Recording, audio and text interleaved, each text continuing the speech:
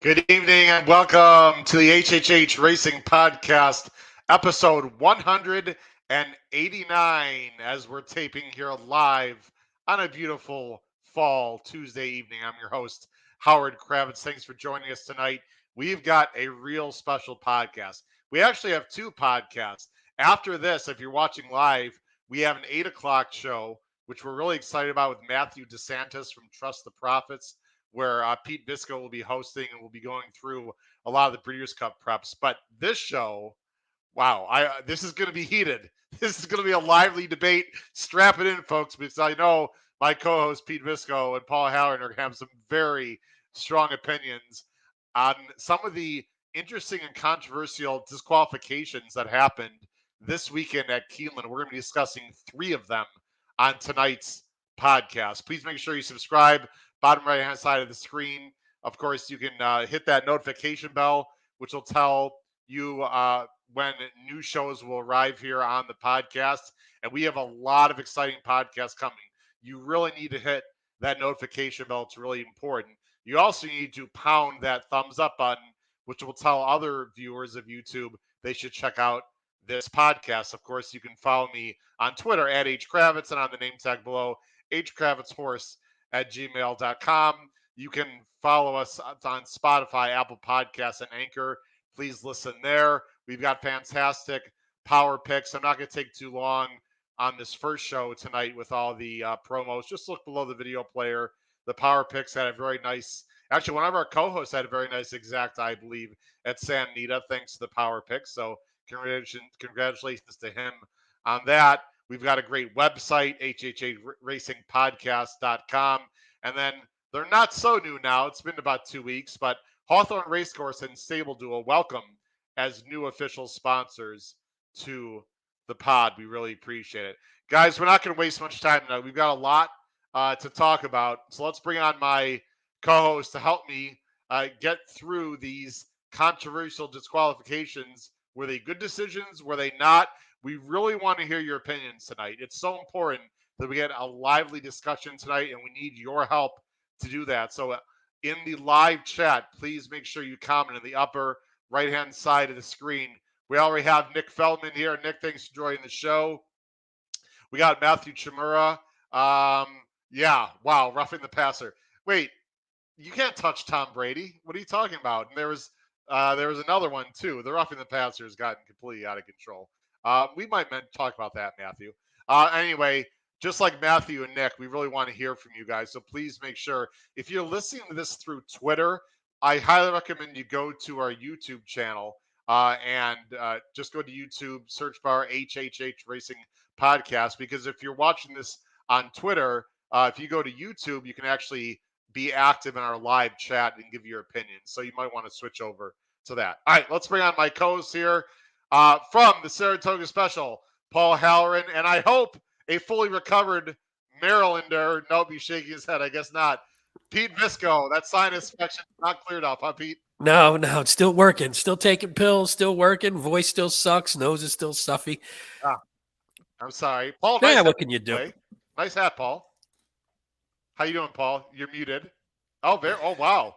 Paul's miming tonight's episode. I'm in uniform. Beautiful, Paul. Looking good. How are you? Good. Good. I'm a little bit under the weather also. You guys want to know why? Yeah, I know why. I'll tell you why, in case you don't know why. In case people at home don't know why, that's why. Now everyone's wondering, what is this? Guys, I cannot, it's against my religion to show the replay because I might fall over and have a heart attack right in the middle of the show here. For people that don't know, and guys, we're just going to touch on this just for a second, just because it's fun to talk about. Well, not so fun, but sort of fun for me and Paul. Yeah, this is the last race at Belmont on Sunday. This 4-horse right here, and I'm sorry that the stop, the stop feature's in the way. This 4-horse was an apprentice jockey 52-1. This 8-horse right here, if the 8 had won, I would have won $35,000 in the pick six. If this 5 had won with the IRAD, I would have won $23,000. And if the favorite Robin Eli, who actually I was a bit against in this race, is 6, I would have gotten $6,500. It was absolutely brutal. We're gonna move on here, but Paul, I it wasn't like I didn't lose by a whisker, but I mean 3 horses within, a length, and some of them half a length to a neck. How do I move on, Paul? Help me through this malaise I've been in the last 48 hours. Well, That was a tough well, one. I have most people how would say, well, I know how you feel and I don't really mean it, but I know how you feel. As I said to you on the phone when I called to do the wellness check. Yes, thank you for that, by the way. You could do all the handicapping you want. You still have to be lucky. And like I said to you, Howard, if that's a 6-1 or 8-1 or even 10-1 shot that goes wire to wire, hey, those horses win, right? 52-1 apprentice jockey. Nick Feldman's got the right attitude. 52-1 apprentice jockey. You know how you move over it? It's like we all got over the Kentucky Derby. It was a complete fluke. It shouldn't have happened. It happened. Move on. But I'll tell you what, it's incredibly, incredibly bad luck. Good question from I'm assuming that's Matt Cutera. Matt, thanks for watching the show, by the way. And Matt, I hope you have a lot of opinions tonight with our DQs because, of course, you are do a great job with the Delphi racing. I'm sure you've had your share of bad beats and DQs in your career. I did hedge a little bit, Matt. I hedged on the 3 other horses, guys, that I thought were logical. What I did is I played the 3 other horses that I thought were logical on top, with the 3 horses I had underneath in second in exactas, but I Dutched it, Pete, so I had more on the 6, and I had less on the 5 and 8. In general, guys, I Dutched so that, again, the Dutch is just different dollar amounts. To move on with the show here, if the backup had won, guys, I would have gotten my pick 6 money back in essence. So but I only spent $130 on that. I say only. I mean, it's a lot of money, but whatever. I had to back it up there, guys. We could talk about actually a week from today, guys, when we have our great handicapping show with a guest I don't want to mention quite yet. I want to be a little bit surprised. We will talk about hedging a little bit. Pete, real quick, 30 seconds. Have you had I'm sure you've had plenty of bad beats, but in terms of that large money sum, that was pretty rough for me. Any suggestions for me? Booze. I'm surprised you just didn't go with the one word, booze. I mean, let's keep it simple. I've got the Dasani water. There's the Dasani. Yeah, that should be our sponsor at the rate we go with the. Now, the only one I had was my. I screwed up a pick 5. I was putting in a pick 5 for me and my 2 betting partners, Mike and Nick, if you're watching, and I completely forgot a horse. It was sitting on go in I think the Iroquois a few years ago. And if it would have won, the pick 5 paid 60,000. So I cost us 20 grand each, basically. So needless to say, I wasn't feeling so good because that was more stupidity than bad luck. So yeah, well, listen, it happens, guys. It's horse racing. I'm sort of joking. I've moved on. I mean, you have to move on, guys. You have to be mentally strong in this game because it's going to happen. But I appreciate all the kind words from everyone on Twitter and comments tonight. I did, as Matthew Trimmer, I did have 3 5 out of 6s, which was $450 each. So listen, I was happy to get 1,400, but when you compare it to what it could have been. Anyway, guys, I'm really excited to talk about tonight's show, and I'm assuming you guys got the information that I sent regarding the rules in Kentucky, because what we're going to do, everyone, there were 3 disqualifications, or not disqualifications. There were 3 inquiries, stewards inquiries / objections this weekend at Keeneland. And when I talked to Pete and Paul yesterday over the weekend, we had strong opinions on it. And I'm like, we should do a show on this. So I think we're going to have a very lively debate and lively show. If you're watching, get your friends on the phone, especially if they're horse racing fans. Call them up, whatever, tweet them, text them, tell them to join the show tonight because it's going to be really interesting, lively discussion. The first one, before we show the first inquiry, guys, I think it's important to start off with showing the rules in Kentucky. As you guys know, and most people I think know at home, but I'm not sure, guys, each jurisdiction, usually a state, right, has different rules as to when a horse should come down and the rules for the jockeys, which Paul and Pete, I think we'd agree is stupid, and it should be the same across the country. I have a few other subtopics if we have time to get into it. But let's go ahead and let me bring up the rules in Kentucky right now, guys, as I go ahead and share my screen.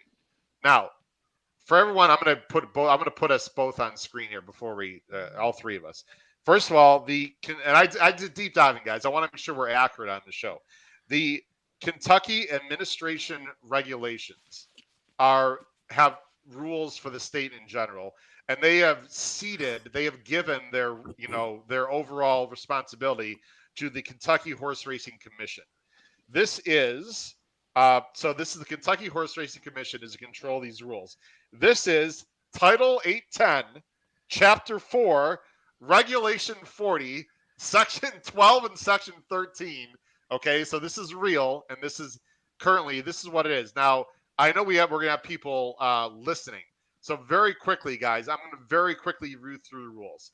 Section 12 under fouls says a leading horse, I think that a leading horse, if clear, is entitled to any part of the track. Number 2, if a leading horse or any horse in a race swerves or is ridden to either side so as to interfere with, intimidate, or impede any other horse or jockey, or to cause the same result, this action shall be deemed a foul. Number 3, if a jockey strikes another horse or jockey, it is a foul.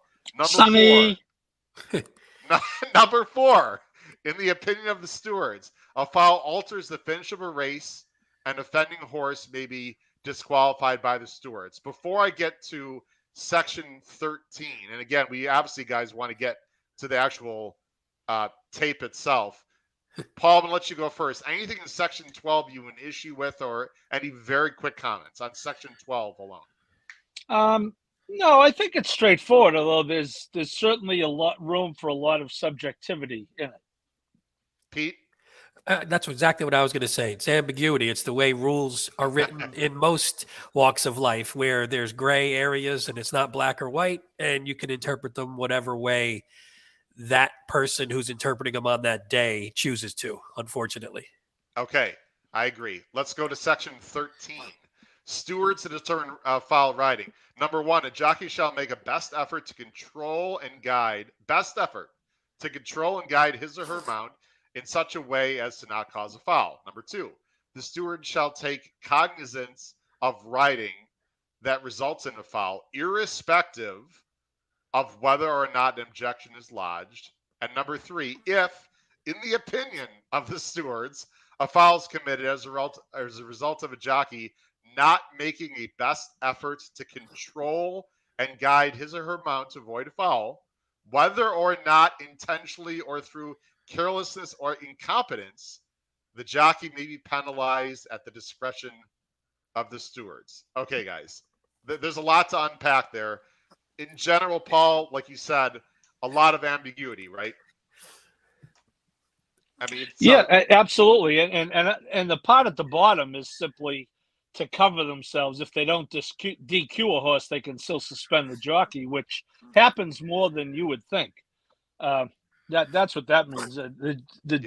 Regardless of whether there's they have a foul and DQ them, they go look at the replay and they can still take action against the jockey. Pete, any other quick thoughts before we get to the tape? No, fire away. I think we're all in agreement. All right. So let me take this down here. Let me do this. So, guys, the first race we're going to look at is I go ahead and bring it up here on the screen. I'm going to do this here. All right, guys. First one we're going to look at. Here we go. And again, we want your opinions, but, watch the tape first. If you're not familiar with these races, everyone, watch the tape first. Hold your judgment a little bit to the end. Guys, we literally have about 10 to 12 minutes per race, and that's it to discuss. So here we go. Race 5 on Friday. This was the 8. Excuse me. I got to get the right race up. That was not the right race. I'm sorry, guys. Hold on. Yeah. I got to go back. My bad. This is Friday. I got it set here. Keeneland race 5. Sorry about that. Okay, here we go, guys. Sorry about that. Race 5. Number 12 is Olga Isabel. Number 11 is Jag Warrior. The 12 was ridden by Rosario, who was in the race, obviously, towards the lead. And then number 11 is Jag Warrior. You can see the 12 on the lead. So, guys, as we go to the point of the race, we're going to watch the key part of the race. We don't need to watch the whole race here. We're going to watch the key part of the race. It's on the far turn. Let me take off the volume here. You guys can't hear that. So right here, this is the 12, Olga Isabel. And here comes the 11 on the outside, Jag Warrior. I'm just going to let this roll through, guys, for people that haven't seen this. Again, the 12 goes wide, okay, very wide, right here. Very wide into the I don't know, 7, 8 path. And then sort of swerves out a little bit, maybe to the path of the 11, maybe not. And then there's really nothing else, but we do need to watch the finish here, guys, because I think that is part of the argument. As you're going to see, the 12 will hang on to win, barely, though, over the 11. There was not an inquiry any part of this effort here. It looks like the 12 came in a little bit, but I just want to reiterate to everyone, that happened a little bit at the end. Had absolutely nothing, guys. Nothing to do at all with the inquiry. If you listen to it, if you watch it, and I've done my homework, guys, on this race, nothing deep and stretch had any effect. That's not what they were looking at. So, guys, let's go to 4. Let me go to the key part here. And the You have question, access to the head-on, Howard? We have both. Good. We have both. So on the left is the pan, and the right is the head-on. I'll go full screen, guys. The question is, was there herding? I think that's the main question. Did the 12 herd the 11? And whether you think or not, then did the 12 cut the path off of the 11 at the top of the stretch? And should all that matter based on how close the finish it was? So here we go again. I'm going to show, this is the key. I'm going to let this actually run. Okay. Again, you see, I want to freeze it right here, though. Guys, would you agree that the 12 right here is in the 3 path, maybe? Would that be fair, Paul? Yeah, that's fair. Yep. Oh, sorry. Fair, guys? Yep. Okay. We'll let it run through. Again, the left is the pan, the right is the head-on. And now, Pete, what path would you say this was if you had to, I don't know. God, it's got to be. Freeze it right there. It's got to be like 7 paths out. It feels like it's probably. So, Paul, you'd agree moves out definitely a few paths, right? Yes. You would agree? Okay. We'll keep watching it a little bit here. Now, the question here is, does the lead horse cut off the 11? Now, he does cut in front of him. Was he clear, Paul? That's the main question. I look at the left side of the screen here. Was he clear, in your opinion, based on what you can see? Yes. I think at that point he was clear. Pete, do you agree that he was clear? It looked like he was clear. I mean, it's tough, obviously, always from the angle. They need to have drones at all these tracks, so they could be over the top of the horses, so you could actually see the distance between the two. Okay, so that's. I don't think we need to really talk about much else other than right now, guys. I'm going to bring back the rules here. Okay, now for everyone to know, and I think you guys know this, there was a DQ. The 12 did come down. The 11 was put up. Mr. Paul Halloran, agree or disagree? Well, if I look at this in a vacuum, I would say I think it's a jump ball, and because of the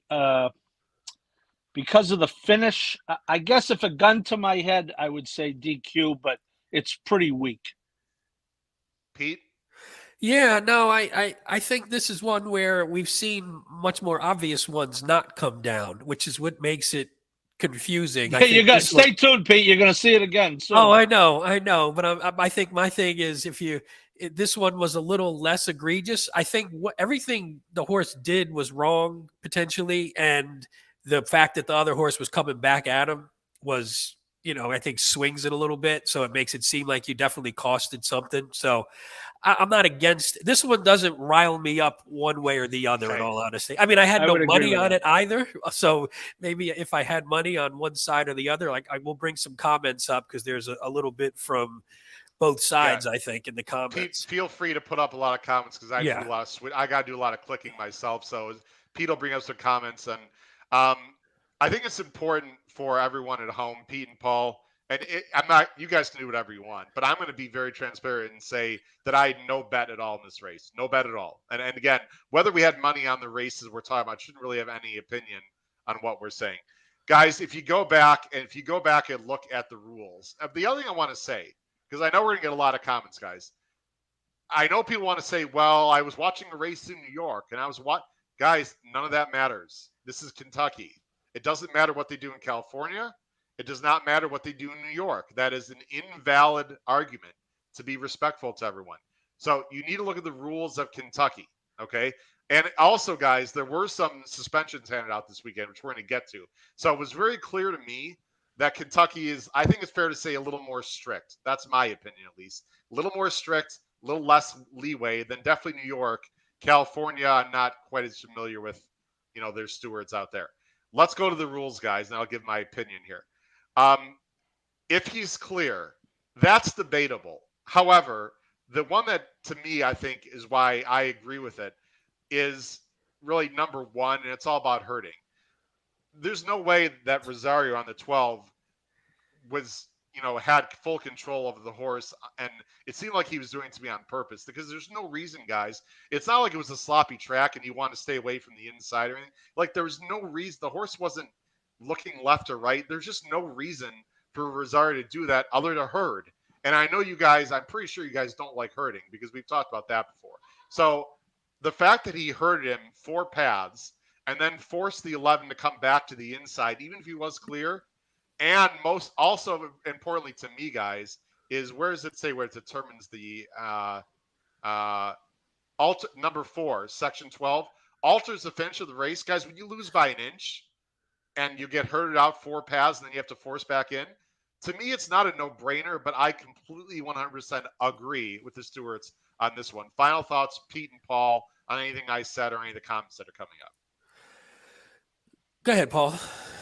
You can keep showing us more stuff, Pete. I will stick to what I said. I think it's a 55-45 either way. But when we see others, we're looking at this in a vacuum, and if you're in the booth and 40, you can't look at it in a vacuum. And if we'll talk about other ones. I'll wait to talk about other ones. Okay.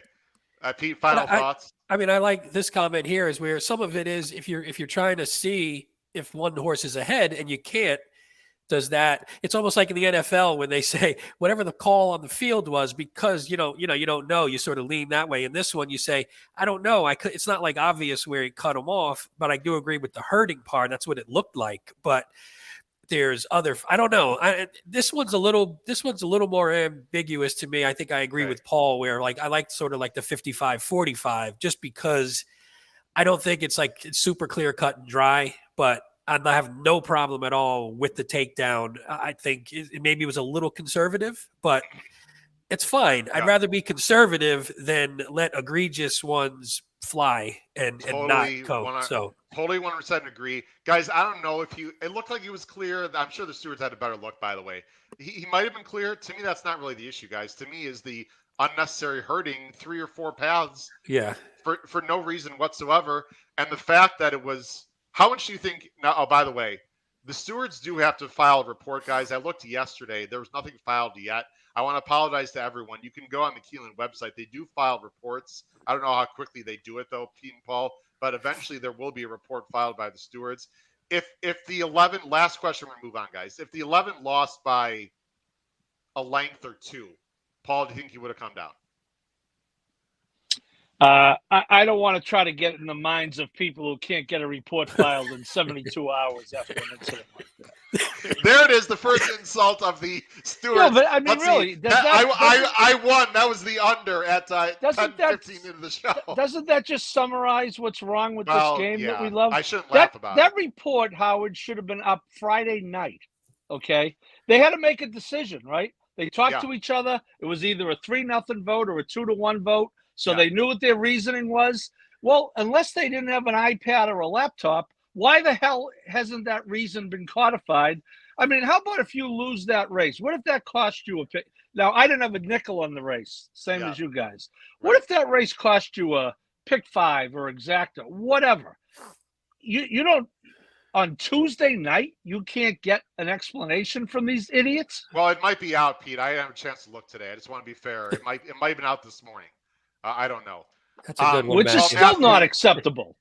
Matthew, that was the Derby. Let's be fair, guys. That was the Derby. That's going to take a lot of time. Still funny, though. I actually got real quick, guys. Did you agree with the Derby decision or not? Yeah, at the time. I don't remember. I think I did. Oh, you don't agree with it. You didn't agree with it. I can't. It was thousands of dollars. I cannot be 100% objective It was. I Okay, loved Pete. Maximum Security. It cost me at least Okay, $3,000. fair enough. So We appreciate your honesty there, Pete. What do you think, real I, quick? I sort of agreed with it, but didn't. I had nothing either way. Okay, So I mean, I I had think nothing the either best I'll tell you way. one thing, Howard. It didn't cost. It didn't. The reason best I don't horse- like it, now you're going to get me started. the best horse reason- didn't win. Is you? Yes, that's Paul, exactly, you got your blood pressure medication nearby somewhere. That's exactly the one thing about these decisions that I hate. And I'm not saying this race was one example, but Country House, I think, Yeah. in a million trillion years was never going to win that race, with or without what Maximum. Okay, And- fair enough. Okay, so I'll move on. I Yeah, agree. I know. I want to move the show along. It's hard to have short opinions. It's very visceral. I agreed with the Derby decision, just to get that out. All right, let's go on to the next race, guys. The next race, this was Saturday, race 9. And if I'm correct, we all actually had a financial investment into this race, just for full disclosure, I believe. This is race 9 on Saturday. This was the Claiborne's Breeders' Futurity. And what we're going to see here, guys, is IRAD is going to be on the number 7 Forte in the on the outside. Loggins for Giroux, the number 2 on the inside. I don't want to say anything about my opinions yet because I have a very, very strong opinion in this particular situation. Let's go ahead and watch the key part. We're just going to watch the stretch. That's all that really matters here for everyone. Again, I'm sure most people were watching this on Saturday. Let me see if I can get the time. Here we go, guys. So on the inside, it's going to be Loggins in the pink. It's very easy to watch here. Here comes Forte on the outside here. Again, here's Forte for IRAD. Here's Loggins here. I'm not even going to make any comments, guys. I'm just going to show it through. It was a great stretch duel all the way. You're going to see Forte does come in a little bit right there. He does come in a little bit. It was a very close finish. I think that's important to note also. It was a first wire finish. That was pretty good timing, guys. That's what, a neck. I don't know the official chart. We can look at it. It was a neck finish. Okay. Now let's go to, and I have it all taped out, guys. Let's go to the inquiry and the head-on, guys. Again, the head-on is going to be on the right. All right, here we go. Let me freeze it. Right here, hope you guys can see on the right side. This is IRAD and Forte. Here's Loggins here. And we're going to go back a little bit further, guys. I'm going to show this full speed, and then we'll go back. You're going to see right here, Forte definitely comes in a little bit. There's a slight bump. And then from here, they were sort of trading paint. I think this is pretty much mutual. Here it is again. I want to point out something. Here's Forte right here, guys. Watch the shadow line. Forte is in the, 2.5 path outside of the shadow line. Loggins is basically inside of the shadow line. I think it's important to note. And now Forte's comes over a little bit. And now you can see he's now inside the shadow line. And then he clearly did come over a little bit again. If you watch it right, you're going to see it right there. There was a bump. Loggins almost hits the rail. It wasn't much of a bump, but it was some. I'll watch it one more time, guys. I feel like I'm watching the JFK assassination or something. I shouldn't joke about that, but you guys know what I mean. This is a Pruder tape. There it is again. All right. I don't think we need to watch it too much more than that, guys. Okay. Let me go back and let me put up you guys, and let me go ahead and put up the rules again. Bear with me, everyone. Pete, we're going to let you go first. They decided not to take it down.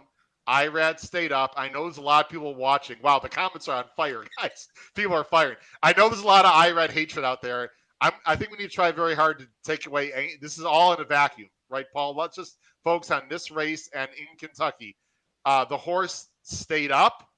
Pete, your initial reaction?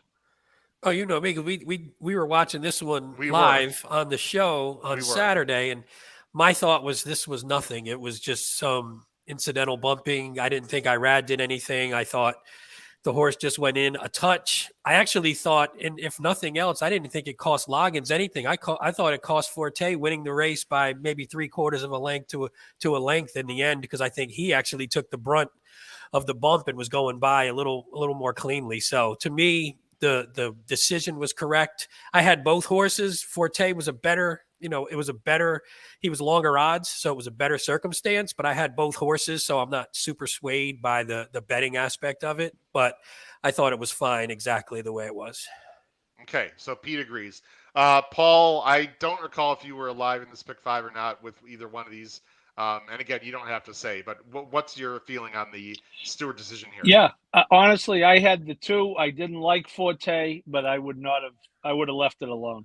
I think Nick Feldman in the comments makes it. It does matter what hand the jockey is using, and this one right here. For better or worse, we kind of know Irad's act, and Irad does what he does when he thinks it's to his horse's advantage. If he wants his horse to get out to see another horse coming by, Pete's right. If Forte ran straight, he wins by more. So I can't imagine, and he was close enough.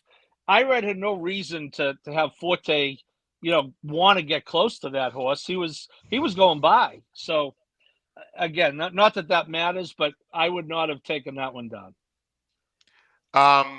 Guys, here's the deal. If everyone watched the show live with Pete and Kyle, I said on the show live that I thought the horse was green because it looked that way initially. The horse was green and sort of came over without Irad doing anything, and Irad tried to correct. And I sort of defended Irad on Saturday. Guys, I've done a complete 180. Complete 180. I think this was a horrible decision, and I'll tell you why.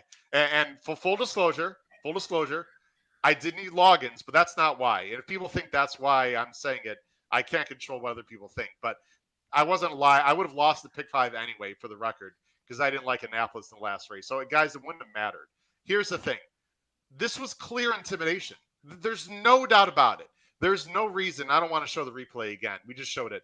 Irad comes over 3 paths, guys. First, he came over. The initial when he came over, I have zero problem with that. Zero.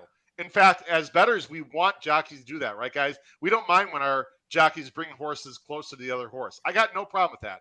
That extra little bump right by the rail was unnecessary, and Loggins lost momentum. There's no reason in the world for him to do that. None. Now, people can say I'm crying for spilled milk. That's fine. That was intimidation. And Section 12, number 2, you cannot interfere or intimidate or impede. He did all of that, in my personal opinion. And I think you could make an argument it didn't affect the order of the finish, guys, because you could say Forte won by more, but he didn't win by more. So we can't keep guessing as to how much he would have won by. We have to go that it was a neck finish, and Irad did not need to swerve in that second time, cause contact, and Loggins almost went into the rail. I respect your guys' opinion. I know I might be in the minority. I think he absolutely should have come down. Any retorts, guys? Yeah, I mean, I just disagree. I mean, nothing. But I think here's the problem. And sorry, Paul, you were going to say something. I think the problem is I don't think any of us are right, because it's hard to interpret the rules and apply them to what's happening in the race. So when you have that happening, it's not always a right or wrong. It's going to come down to opinion, which winds up is what happens up in the steward's office as well. It almost comes down to their interpretation and their opinion, and that's where I think we run into trouble. Can I comment on Nick, guys, real quick, Paul?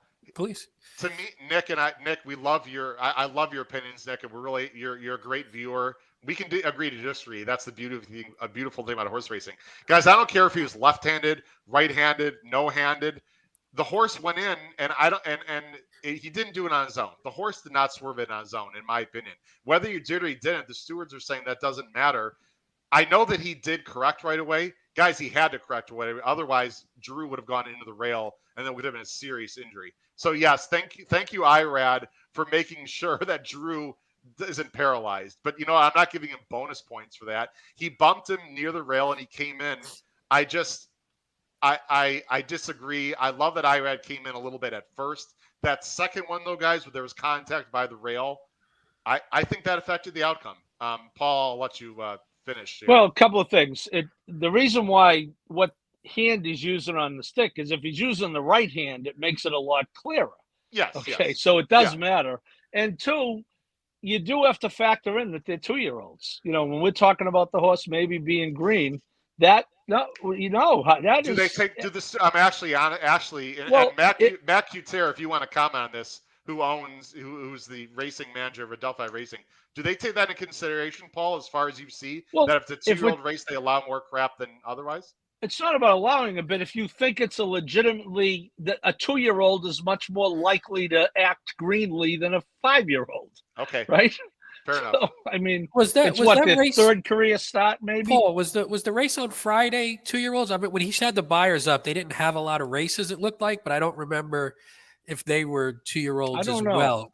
I didn't Howard, bet do that you race. know if that I first year don't was? I don't think think. it, I don't think so. I don't think it was. Okay, because when you had the buyer page up, I just thought there wasn't a lot of numbers Let me on go there. back So to it real quick. I mean, Go we don't have ahead. to We gotta dwell move on it. I guys, was just but go ahead. curious. Yeah. Yeah, let's see. No, that 3 was and up. 3-year-olds and up. 3-year-olds Oh, and okay. up. Pete. Okay. Okay. Just Any checking. final thoughts, Peter, Paul, before we move on? No, I think that was maybe I would have left it up, and I'd make that one like a 60-40 or 43-57. Yeah, I was even worse. I was like 70-30. I didn't even think it was. I didn't even think it should have warranted much. I think it was a quick cursory review, and then that was the end of it. Okay, fair enough. This is why we love all these discussions, guys. This is why we enjoy having these conversations. All right, now this last one, strap it in, guys, because I think I know Pete for sure. I don't know about Paul, but I know one of Both you have of a us. very, very strong opinion on this one. Let's go ahead to the last one we're going to look at. This was Sunday, race 7. There are 3 horses involved. Just the condition, just to get was a main special. This was 2-year-olds again, by the way. This is the guys. one I was thinking of when you had Yeah. this one up at the beginning. This is the This race is I was thinking of. 2-year-olds. Okay. The number 8, Raise Kane, is with Geraldo Corrales. The number 7, who's going to be in between horses, is Tyler Gaffalione. And number 2, Perform with Johnny V, is going to be closest to the rail. To the rail, excuse me. Let's go ahead and watch, again, the stretch. We don't need to watch anything really else other than the stretch. All right, here it is. Let me freeze it right here. Right here, this is the 8. This is Corrales, Raise Kane. Here is Gaffalione, the 7. And here is Perform, the 2, with Johnny V. I'll hold off any opinions, let people watch it in full speed. You can see they sort of a sandwich kind of situation here. They come together. Tyler Gaffalione, the 7, did have to study. It is important, I think, Paul, we talked about this, that the 7 does end up getting ahead of the 2 at the end. We'll explain why that matters. The 8 draws off and wins. You can see right there, really not very close. There's the finish. Let's go ahead and watch the crucial parts of this race. Okay, we're going to watch the head-on, guys, with the objection. Okay, here we go again. This on the right side, it's probably the best view. So watch the right side with the head-on. And we're going to watch it a few times. I'm just going to let it roll here. And there's the sandwich job. Okay. And I'm just going to let this tape roll because they're going to keep showing it, guys. And I'm going to try to freeze it at the appropriate time. They're going to trust me. They're going to show one more time here coming up. So there's the end, and they're going to show one more time coming up right now. And okay. I'm going to freeze it, guys. It's important. Let me freeze it right here. Perform is, guys, in the shadows, right? Here's the 8, Corrales on Raise Kane. Here's the 7. I think people need to watch carefully, whether you agree or not. Watch the 8 right here. Do you think this horse came in? I think that's the key. And do you think this horse, the 2, came out? So I think you don't really need to watch the 7. You need to watch the outside and inside. That's, I think, the key, especially the outside. Okay, well, I'll take it back a little bit one more time here. Okay, and also I think it's important to note who moved more, because I think that does matter. At least it matters to me, guys. Did the 2 come out more, or did the 8 come in more? I think that's important also to note. All right, so there it is, guys. We don't really need to talk about anything else. Now, Pete, you have a very strong opinion. They decided not, I want to repeat, they did not take that one down. They left the 8 up. Pete, the floor is yours. No, I'm not going to be as fiery as I was the other day. Oh, wow. Okay. Well, I mean, I want you to be fiery. If you fire no. And it's not about being fiery. I still think you look at that race, and we have a couple comments here.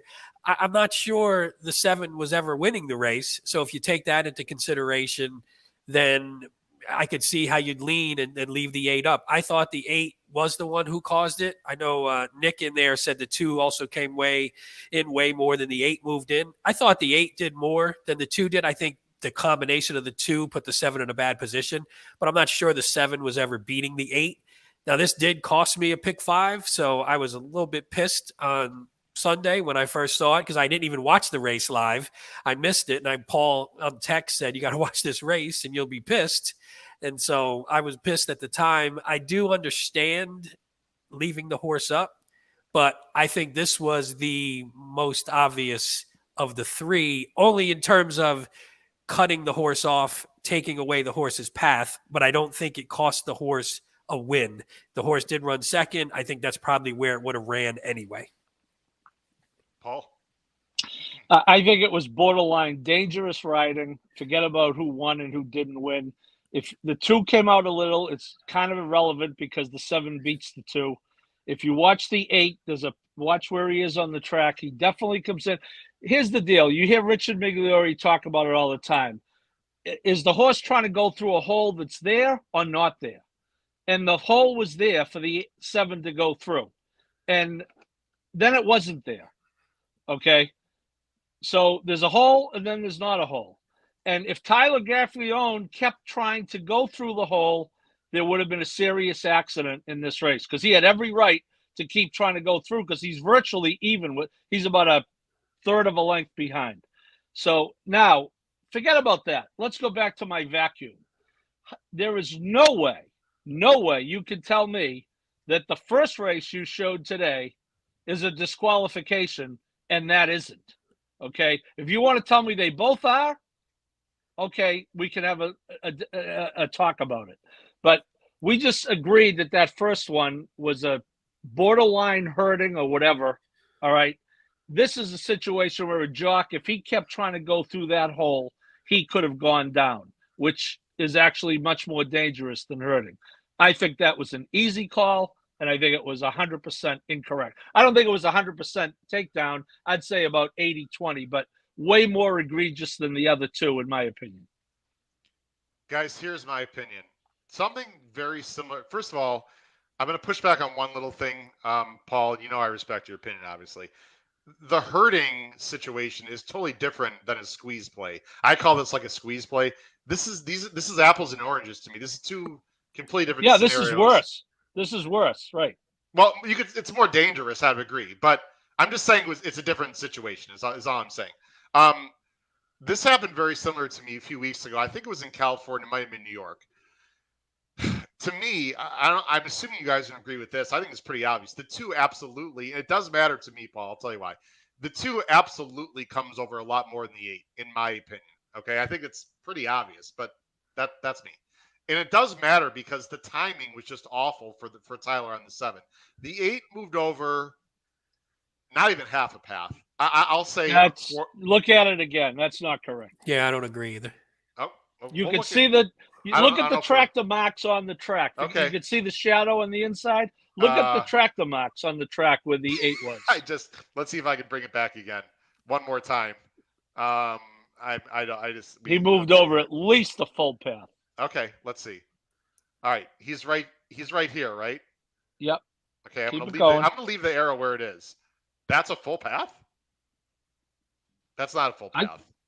Come on, Paul. But Right the problem, he's right here. A full path? He moves over like 2 inches, maybe. Yeah, but he moves over in front of the horse, and the horse before the 7 the 7 was clear in the hole. Okay. And then he comes completely so over. Howard, So that's if at the 2 least one path. in front of the 7, would you have taken the 2 down? Well, let me just I'll answer that question. Let me just finish. Because the 8 came over slightly, but because the 2 was coming over, Tyler had to move closer to the 8 and made it look a lot worse than it was, in my opinion. I think that's why they left it up, because the 2 was coming over. Tyler saw that. He had to go over, and he sort of went into the 8 as the 8 was slightly coming in. I think, let me just put you this way. If the 2 was not there would have been no issues whatsoever. None. They wouldn't have taken it down. They wouldn't even looked at it. It would have been nothing. It's because, in my opinion, it's because the 2 came over and forced Tyler to go into the 8 a little more and made it a lot worse, and the timing of it was bad. That's just my opinion. I have no problem with it. I think it was the right. It So if the looks 7 awful. finished third, you would have moved them up to second. If the sub, yes, I would have. I think the two was the worst actor in this race and caused the most problems and made the 8 look worse. I don't think the 8 really came over that much at all. It's fascinating. That's Nick. Look at the 2. Right, I agree with Nick. The 2 came over two and a half paths. The 8. No, another person says guys, 8 came over more. JW, there's no possible. I'm going to lose viewers. Listen, I love all you guys out there. You cannot watch that race. It does matter a lot, Matt. It matters a lot because the 2 is the one that forced the 7 into the 8. If the 2 is not there, the 8 comes over slightly, and the 7 doesn't have to worry about, oh, crap, there's another horse coming. I got to go into it. And that forced the 7 into the 8. So I think it does matter a lot how much more the 2 came over, and it matters a lot that the 2 did come over. If the 2, even if the 2 was in the race, guys, and didn't come over at all, I still don't think there would have been an issue. Anyway, no, I'll but shut the up. two, you almost discount the part of the 2 coming over that does nothing. So it doesn't matter if it was 2 paths or 3 paths.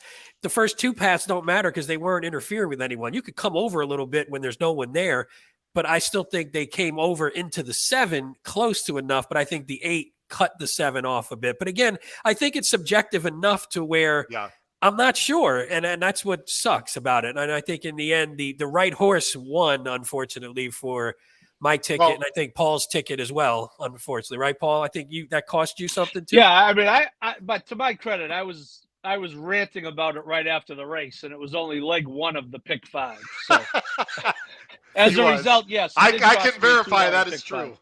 But I was ranting about it before. But again, let's talk about the humans making this decision. You can't tell me that the first one we showed is a definite DQ and this one isn't.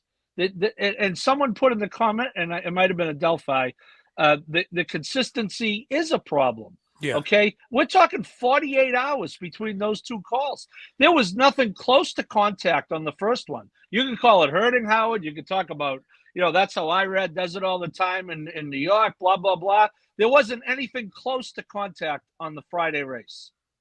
Okay, there was very close to contact in that race. So that's part of my problem here. And Andy talks about it all the time in New York, to his credit, because he although in New York, remember, the stewards only one of them works for NYRA, so that's a common misnomer. But hey, look, these Kentucky stewards, forget about this. They can't get out of their own goddamn way. Okay, it took them how long to come up with, between the maximum security and the appeals and all that, and leaking the thing on Baffert, who I don't want to sympathize with, but this is not an astute group of people. Okay, maybe they got all 3 of these right. I don't think they did. I don't think anyone was 100%, or I would put that one at about 80. But, I'm fine. What I'm not fine with is DQ on Friday and leaving that up on Sunday. That does not jibe with me. Okay. Last thing I want to say, because, guys, we got to go here in a few minutes. We got another show in 11 minutes. I do want to show this, guys. IRAD did get 3 days for this. This was the last race on Friday. And you're going to see, I'm just going to let it roll. He's the 10 right here who forces the 11 into the 8. Now, this was dangerous. Again, IRAD's all the way on the outside, forced the 11 into the 8, and that was a really bad situation. I'm just going to freeze it right there, guys. IRAD got 3 days for that. And Joel got 3 days. I don't know why, but got 3 days for the very first thing we showed, which is crazy to me, but okay. And Jose got 3 days. Did he get 3 or 1, Howard? I thought I saw 3, but I could be wrong. I thought I saw someone got 3 and 2 others got 1 day.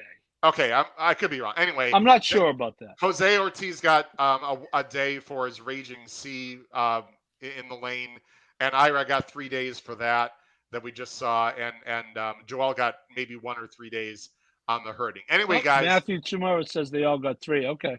That's what I thought. Who guys, says they're not consistent? we got to wrap it up. I wanted to talk about other things like when during the if it happens at a certain point of the race, should it matter? Who's involved, trainers and jockeys, should that matter? Consistency, guys. We'll have to save this for another show, maybe a week from now. We really appreciate you guys. Pete, you want a real quick comment? We got to go. Oh no, I was good. I was going to say I'm sure there'll be many more bad stewards decisions that we can litigate on this podcast. So and if you want to see a really, really, really bad one, go back to Bayern winning the Breeders' Cup Classic. Don't go there, because I love Shared Belief. Love Shared Belief. One of my top 5 favorite horses of all time. I hate that horse. I'll just say it. That was bullshit. That was completely ridiculous. Anyway, on that happy note, we got to wrap it up. Thanks to everyone for watching. We had a great, lively discussion. We respect people's opinions. We can talk about this more later. For my co-hosts Pete Visco and Paula Halloran, this has been episode 189. Episode 190 starts in literally 9 minutes. We're going to stop the show, go to our next link, and join us for a Breeders' Cup recap with Pete and just Pete. Paul's going to be done for the evening. Just Pete, and also Trust the Prophets, Matthew DeSantis. It's a great podcast. He's the host of that. Thanks for watching, everyone. We appreciate it. Have a great night. Bye-bye.